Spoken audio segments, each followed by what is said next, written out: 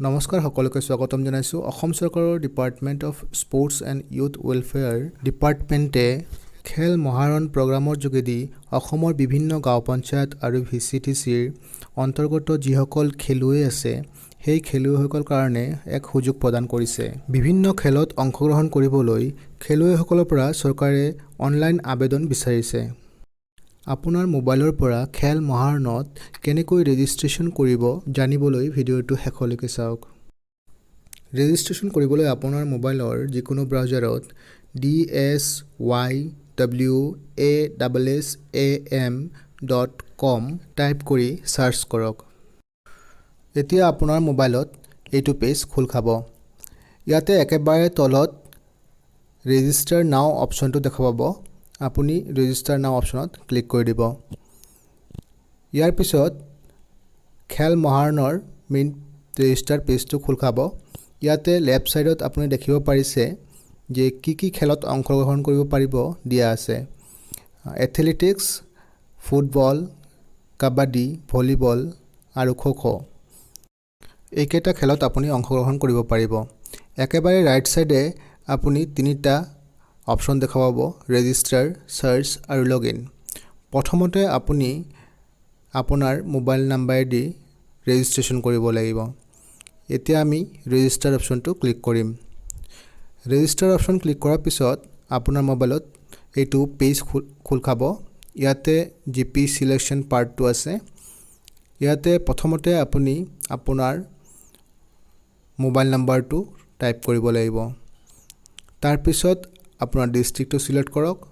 তাৰপিছত আপোনাৰ সমষ্টি কোনটো হয় চিলেক্ট কৰক। তাৰপিছত আপোনাৰ গাঁও পঞ্চায়তৰ নামটো চিলেক্ট কৰি দিয়ক। এইখিনি কৰাৰ পিছত প্ৰচিড ক্লিক কৰি দিয়ক। প্ৰচিড ক্লিক কৰাৰ পিছত আপোনাৰ মোবাইলত বাকী ডিটেইলছখিনি আহি যাব। প্ৰথমতে প্লেয়াৰ ৰেজিষ্ট্ৰেশ্যন ইনফৰমেশ্যনখিনি আহিব, যোনটো আপুনি অলৰেডি আগৰ পেজত এণ্ট্ৰি কৰিছে। ডিষ্ট্ৰিক্ট, আপোনাৰ সমষ্টি, কনষ্টিটুৱেঞ্চি আৰু GP নেম। তাৰপিছত আহিব আপোনাৰ পাৰ্চনেল ইনফৰমেশ্যন। পাৰ্চনেল ইনফৰমেশ্যনৰ ক্ষেত্ৰত প্ৰথমতে আপোনাৰ প্লেয়াৰ আইডিটো অট'মেটিক আহি যাব আৰু ৰেজিষ্ট্ৰেশ্যন ডেটটোও আহি যাব। আপুনি আপোনাৰ সম্পূৰ্ণ নামটো ইয়াতে টাইপ কৰিব লাগিব। তাৰপিছত দেউতাৰ নাম টাইপ কৰিব লাগিব, দেউতাৰ প্ৰফেশ্যন কি হয়, কি কাম কৰে, মাদাৰ্ছ নেম, মাদাৰ্ছ প্ৰফেশ্যন, জেণ্ডাৰটো চিলেক্ট কৰি ল'ব, ডেট অফ বাৰ্থ আৰু ব্লাড গ্ৰুপটো চিলেক্ট কৰি ল'ব। আপুনি ইয়াতে যিখিনি ষ্টাৰ মাৰ্ক দিয়া আছে এইখিনি কম্পালচৰি ফিল আপ কৰিব লাগিব। ষ্টাৰ মাৰ্ক নিদিয়াখিনি ফিল আপ নকৰিলেও হ'ব।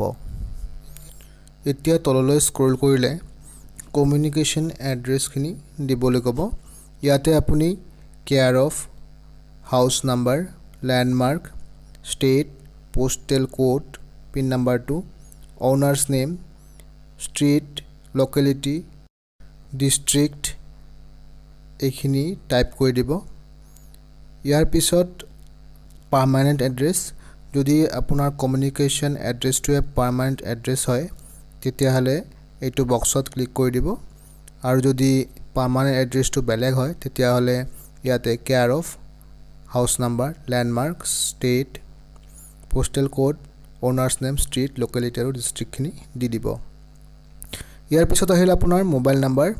আপুনি যোনটো মোবাইল নাম্বাৰ দি ৰেজিষ্ট্ৰেশ্যন কৰিছিলে সেইটো ইয়াতে অট'মেটিক আহি যাব।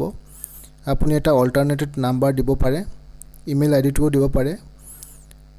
এইখিনি দিয়াৰ পিছত আপোনাৰ ডিটেইলছ অফ স্পৰ্টছ আহিব।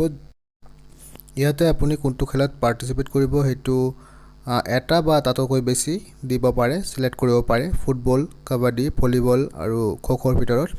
আৰু ৰাইট ছাইডে যোনটো দিয়া আছে এথলেটিক্স, 100 মিটাৰ, 200, 400 আৰু 800 মিটাৰ যোনটো ৰেচ আছে তাতে আপুনি যিকোনো দুটাহে চিলেক্ট কৰিব পাৰিব।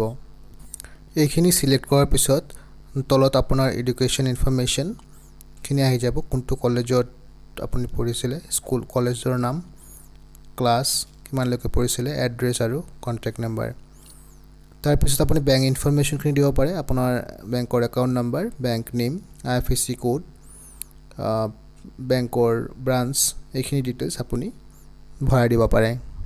এইদৰে আপুনি ফৰ্মখনত সকলোখিনি তথ্য ঠিকমতে ভৰাই দিব আৰু একেবাৰে তলত চেক এণ্ড ভিউ অপশ্যনত ক্লিক কৰি দিব। এতিয়া আপোনাৰ মোবাইলত ডকুমেণ্টছ আপলোড কৰিবলৈ আহিব। আপোনাৰ পাছপোৰ্ট সাইজ ফটো, বেংকৰ পাছবুক আৰু তৃতীয়তে আধাৰ কাৰ্ড, ভোটাৰ কাৰ্ড নাইবা পেন কাৰ্ড আপুনি ইয়াতে আপলোড কৰিব লাগিব। ইয়াতে মন কৰিব পাছপোৰ্ট ফটোটো আপোনাৰ JPG ফৰ্মেটত হ'ব লাগিব আৰু 70 KBতকৈ তলত হ'ব লাগিব সাইজটো, আৰু বাকী দুটা ডকুমেণ্টছৰ ক্ষেত্ৰত JPG বা PDF ফৰ্মেট হ'লেও আপলোড ল'ব, কিন্তু 200 KBৰ তলত সাইজটো হ'ব লাগিব। এতিয়া ডকুমেণ্টছখিনি আপলোড কৰাৰ পিছত তলত আপোনাৰ I agree to term and conditionত ক্লিক কৰি দিব আৰু ফাইনেল আপডেট কৰি দিব।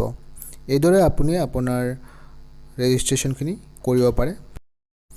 আপোনাৰ ৰেজিষ্ট্ৰেশ্যন ডিটেইলছখিনি চাবৰ কাৰণে আপুনি আকৌ প্ৰথম পেজত ইয়াতে লগইন অপশ্যনত ক্লিক কৰি লগইন কৰি চাব পাৰে।